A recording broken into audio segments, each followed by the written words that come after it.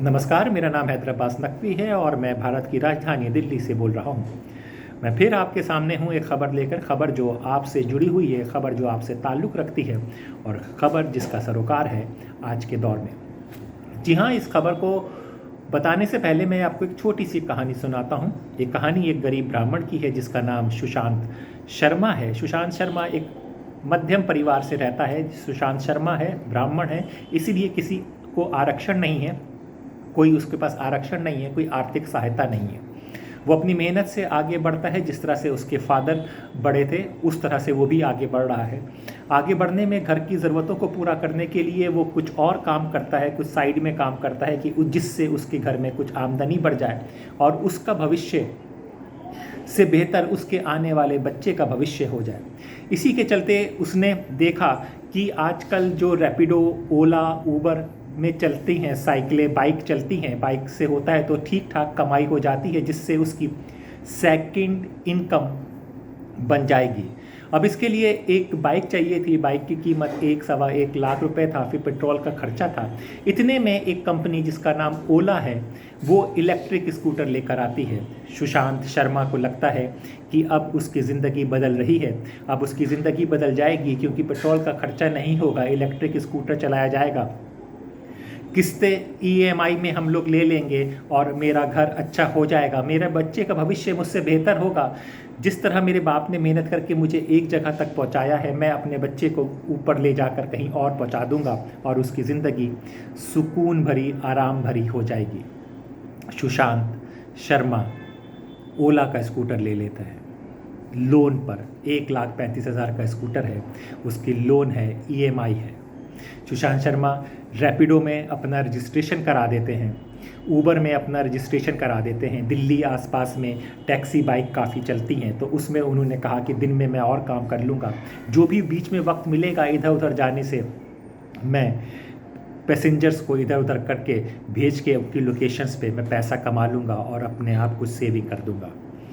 अभी 1 महीना भी नहीं हुआ था, उनका ओला का इलेक्ट्रिक स्कूटर ख़राब हो जाता है। झटका लगता है एक आम आदमी को जब नई चीज़ एकदम आपकी ख़राब हो जाए, वो भी 15 दिन के अंदर। तो आप सोच सकते हो कि किसी के अंदर क्या गुज़र रहेगा जिसने वो स्कूटर, जिसमें उसने ईएमआई से ले रखा है, लोन उठा रखा है, जिसकी किस्त अभी जानी शुरू होनी है। और वो किस्त कैसे देगा जब उसने सोचा था कि वो रैपिडो से चलाएगा, उसके पैसे आएंगे, उसके आधे पैसों में वो किस्तों में डालेगा। इस तरह से उसने अपने जीवन के बारे में सोचा था। पर स्कूटर ख़राब हो जाता है। स्कूटर सर्विस स्टेशन पे जाता है, कहा जाता है कि आपको 1 दिन में स्कूटर वापस हो जाएगा। जो सोचता है कि चलो 1 दिन ही तो सही है, 1 दिन तो मैनेज हो जाएगा।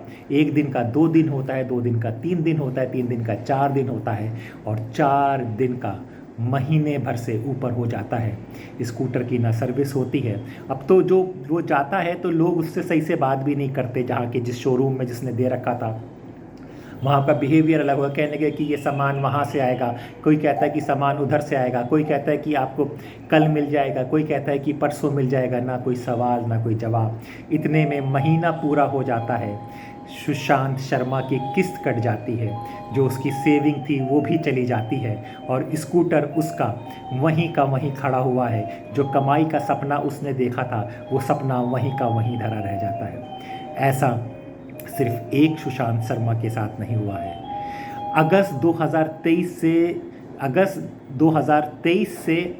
2024 तक तकरीबन 10,000 से ज़्यादा कंप्लेन कंज्यूमर फॉर्म में जा चुकी हैं ओला इलेक्ट्रिक स्कूटर को लेकर। अब जाकर कंज्यूमर फॉर्म जागा है और उनको नोटिस भेजा है। आइए इसी ओला की कहानी आज हम आपको सुनाते हैं। ये हालत बहुत बुरी हो चुकी थी। शेयर्स में आए थे 70 रुपये का, इन्होंने आईपीओ निकाला तो उछल के काफ़ी ज़्यादा हो गया था। अब कहानी कहाँ से शुरू होती है वो मैं आपको बताता हूँ। एक comedian, stand up comedian Kunal कमरा है, हमने उनकी एक रिपोर्ट भी की थी। वो एक ट्वीट करते हैं, ट्वीट करके वो एक पिक्चर को डालते हैं। उस पिक्चर में क्या होता है, उस पिक्चर में हज़ारों ओला इलेक्ट्रिक स्कूटर्स खड़े होते हैं जिसमें धूल लगी हुई होती है, तो कुणाल कहते हैं क्या इनको कोई देखने वाला है, क्या ओला इलेक्ट्रिक इस पर कुछ करेगा, या नितिन गडकरी कुछ करेंगे इस पर ये ओला पे सवाल पूछा जाता है। अब यहाँ पर ये सवाल जायज़ था क्योंकि लोगों की बातें हो रही थी, किसी मीडिया में ये रिपोर्ट नहीं आ रही थी क्योंकि ओला डिपार्टमेंट का पीआर इतना मजबूत था कि किसी भी बड़े न्यूज़ डेली में, किसी भी बड़े चैनल में इस खबर को नहीं बताया जा रहा था कि ओला इलेक्ट्रिक स्कूटर लेने वालों के हाल बदहाल हो रहे हैं। स्कूटर वर्कशॉप पे खड़े हुए हैं, कोई 10 दिन से, कोई 15 दिन से, कोई महीने भर से, किसी के अंदर स्टार्टिंग की प्रॉब्लम है, किसी को बैटरी की प्रॉब्लम है, किसी को बॉडी की प्रॉब्लम है, किसी को स्टार्ट करने की प्रॉब्लम है, किसी को अलग अलग तरह की प्रॉब्लम है जिसका कोई भी सलूशन ओला वाले नहीं दे पा रहे हैं। ये बड़ी खबर पिछले 1 साल से चल रही थी लेकिन किसी भी मीडिया के उसमें नहीं दिखाई जा रही थी क्योंकि पीआर ने उसको बहुत खूबसूरती के साथ मैनेज किया हुआ था। लेकिन जब कुणाल कमरा एक स्टैंड अप कॉमेडियन का ट्वीट आता है तो भोचाल बन जाता है। भोचाल बन कैसे जाता है, यहाँ पर एक कैरेक्टर इंट्रोड्यूस होता है जिसका नाम होता है भाविश अग्रवाल। ये भाविश अग्रवाल ओला के मालिक हैं जिन्होंने इस ओला इलेक्ट्रिक स्कूटर को ईजाद किया था। वो यहाँ के मालिक हैं, उन्होंने उसको किया था। लेकिन भाविश का ये कहना, क्या कहा भाविश को, वो सुनने लायक है। एक कंप्लेन के बारे में जब बात होती है तो उस कंप्लेन को कैसे सुधारा जाता है ये मालिक को बताया जाता है। हमने देखा कि महिंद्रा वालों के पे कंप्लेन होती है, टाटा पे कंप्लेन होती है, 10 लोगों पे कंप्लेन होती है। जब उन पे कंप्लेन होती है तो वो मालिक वहाँ का बताता है कि हम इसका समाधान देंगे। लेकिन भाविश अग्रवाल ने क्या कहा कि तुम एक स्टैंडर्ड कॉमेडियन हो, तुम अपनी हैसियत और औकात के हिसाब से बात करो, तुमको मैं ज़्यादा पैसे दे दूँगा, आकर मेरे साथ काम करो और मुझे काम करने दो, हम अपने वर्क स्टेशंस को दे रहे हैं। फिर उसने कुणाल ने दोबारा कहा कि ये बात हो रही, कहने के क्यों लगी, इतने लो स्टैंडर्ड पे जाकर एक इतनी बड़ी कंपनी, जिस कंपनी के मारे लाखों लोगों परेशान हो रहे हैं, उसके ओनर का ये जवाब था। ये जवाब जब फैला मीडिया में, जब ये जवाब फैला ट्विटर में, फिर लोगों का आक्रोश आने लगा और फिर एक के बाद एक परत खुलने लगी इस भाविश अग्रवाल और ओला इलेक्ट्रिक स्कूटर को लेकर। लोगों ने कहा कि इनको PLI स्कीम के तहत सरकार ने बहुत फ़ायदा पहुंचाया है, प्रोडक्शन लिंक्ड इंसेंटिव के थ्रू। अगर क्योंकि इनके उस मापदंड में उतर भी नहीं रहे थे स्कूटर, लेकिन फिर भी इनको प्रमोट किया गया और इनको PLI स्कीम का फ़ायदा पहुंचाया गया। और इससे अच्छा एथर एनर्जी इससे अच्छे मापदंड पे था, लेकिन उसको इतना फ़ायदा नहीं हुआ। जब एथर एनर्जी के CEO से पूछा गया तो उन्होंने कहा कि फॉल्टी डॉक्यूमेंट्स, इसका अर्थ आप समझ सकते हैं कि एक फर्जी कागजात दिखाकर शायद ये काम किया गया है, इसकी एक जांच होनी चाहिए वो चीज़ों का। अब फिर जब हमने भाविश कुमार की और जांच पड़ताल की तो पता चला कि भाविश कुमार जिस कंपनी को में ओन करते हैं, जिस कंपनी को चलाते हैं, वहाँ पे कोई बड़ी पोस्ट पे ज़्यादा देर तक रह ही नहीं सकता, काम ही नहीं कर सकता, क्योंकि उनका बिहेवियर, उनका एटीट्यूड इस तरह से है, टॉक्सिक एटमॉस्फेयर उन्होंने अपनी कंपनी के अंदर फैला रखा है कि सबके साथ बदतमीज़ी करना, सबके साथ बुरे तरह से व्यवहार करना कि, और उनका ये कहना था कि वीकेंड की छुट्टियों का कल्चर विदेशी है, हमारे देश में कल्चर नहीं है, बेइंतहा काम कराना, इन सब चीज़ों पर काम होता था। इसीलिए कोई बड़ी पोस्ट पर वहाँ पर टिकी नहीं पाता।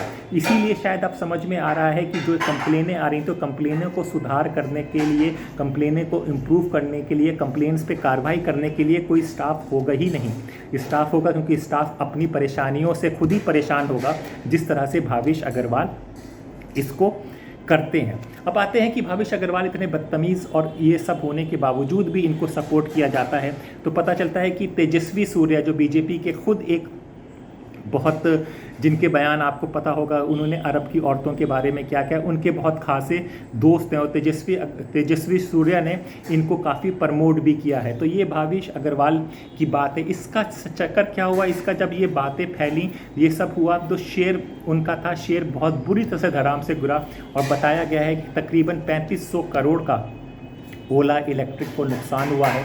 शेयर बाज़ार में भी जिन लोगों ने इनके पैसे लगाए थे उनका भी काफ़ी नुकसान हुआ है। तो ये एक कहानी होती है, एक इंसान की कहानी होती है, उसके व्यवहार की कहानी होती है। जब आपके संस्कार, आपका व्यवहार सही नहीं है तो आप किस दृष्टि और कितना नीचे गिर सकते हैं और उससे कितना नुकसान हो सकता है।